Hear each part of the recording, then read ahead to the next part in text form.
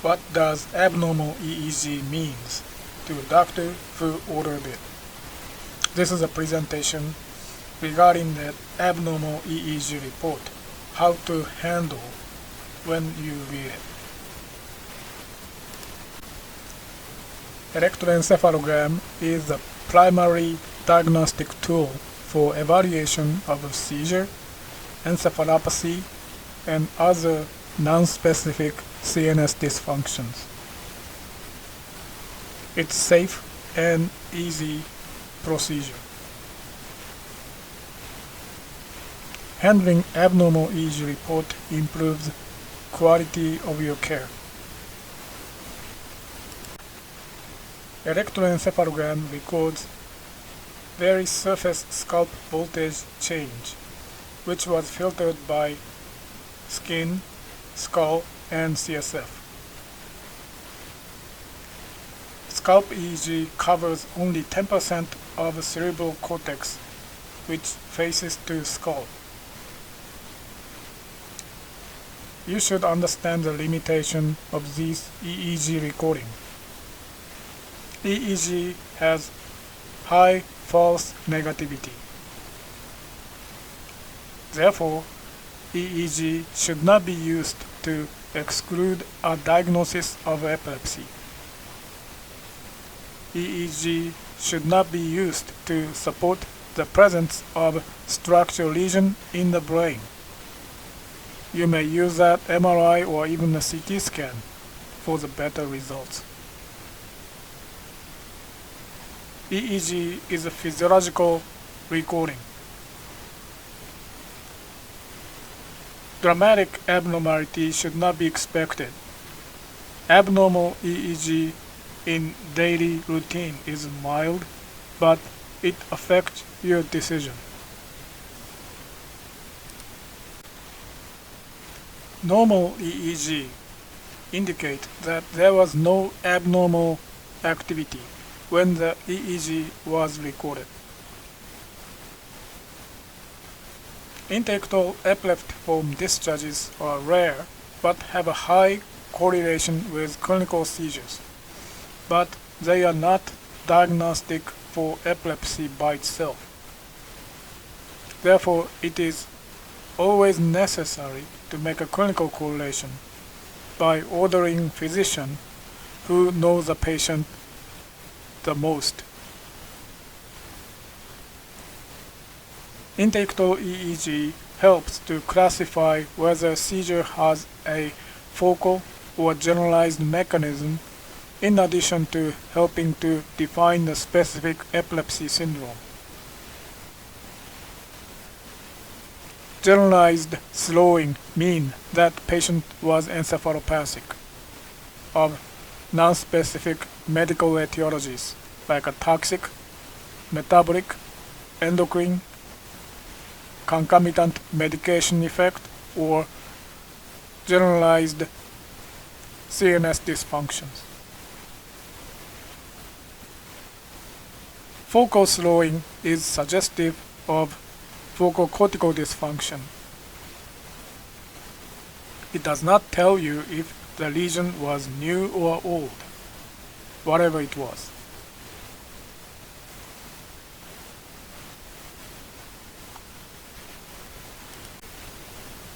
Let me explain the EEG statistics. Interictal epileptiform discharges are most frequently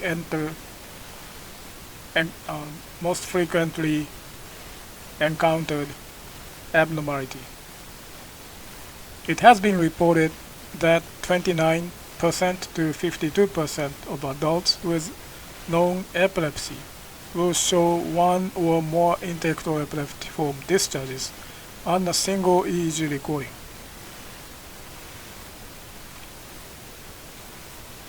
The frequency of interictal epileptiform discharges could relate to the frequency of the ictal attack. If patients have a rare seizure like a once in several months, you may not have a chance to see interictal epileptiform discharges. However, interictal epileptiform discharges can be more frequently detected if you repeat EEG study. One study mentioned that the positive EEG was only 29 to 52% of epileptic patients, but this may increase up to 80 to 90% with repeated recording. Well, of course, the detection rate could increase by patient selection and other clinical context and risk factors. Positive detection rate increase in good epilepsy center.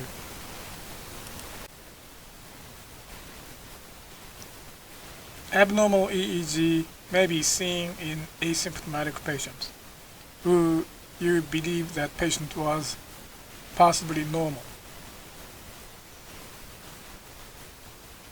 Interictal epileptiform discharges can be infrequently seen in asymptomatic and healthy individuals. There are lots of papers about that findings. Among the healthy asymptomatic adults whose EEG shows interictal discharges may go on to have a seizure in less than 3%. However, this rate could be higher depending on the patient selection. The rate could be higher if the patients came from the epilepsy clinic and the patient who has admitted to inpatient service for actual seizure occurrence and presumably having that all kind of different risk factors for epilepsy like age, previous history of a stroke, alcohol ingestion, family history, or medication effects.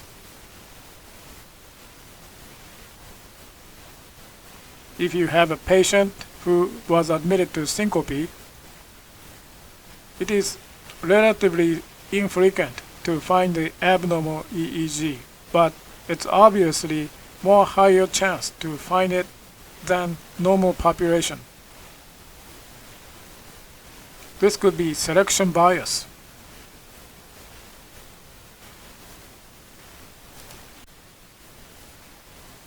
One of the frequently asked questions to epileptologists is if interictal EEG abnormality necessitates immediate action to start AED or not. Apparently that depends on the clinical context. If you order inpatient EEG for a patient who have a seizure problem and was admitted because of a recurrent seizure attacks and EEG report said abnormal due to interictal epileptiform discharges, you may start the basic anticonvulsant with starting dose most conservatively. There should be no need to get panic.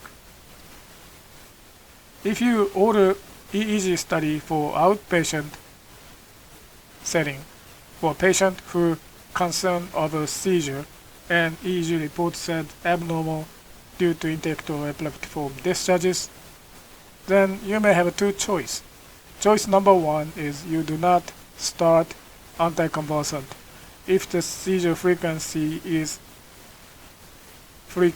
infrequent. But that's up to patient. You have to discuss the patient and explain that EEG findings, and if patient may feel comfortable start taking that starting dose of anticonvulsant, that would be good. If patient prefer not to start medication for any other reason, you may respect the patient decision and you may refer the patient to epilepsy clinic.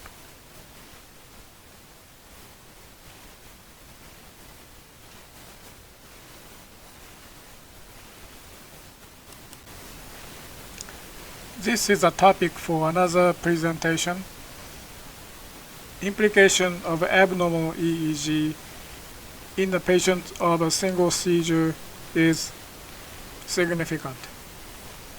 If the EEG done after single isolated episode of a seizure, it may have a more chance to have a second unprovoked seizure.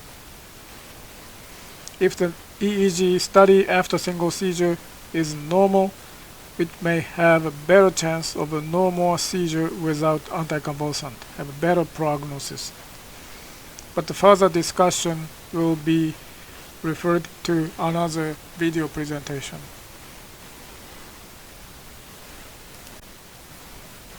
This is another issue which may be covered in different presentation of a frontal lobe epilepsy, but I will mention here that high false negativity in the scalp EEG in frontal lobe epilepsy is remarkable.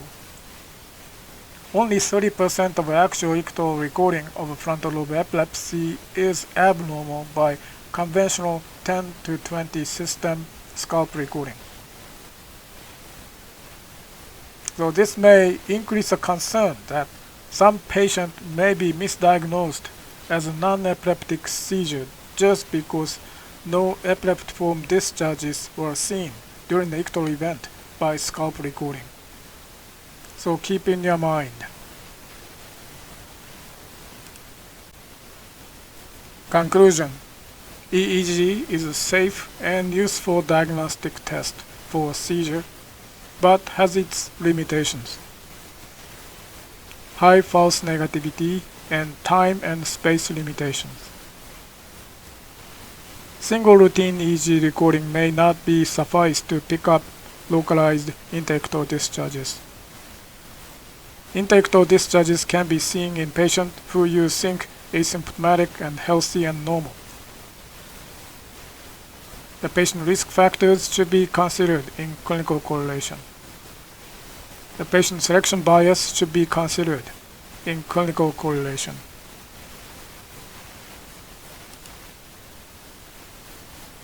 This is the end of the presentation. See you in the next YouTube ground round.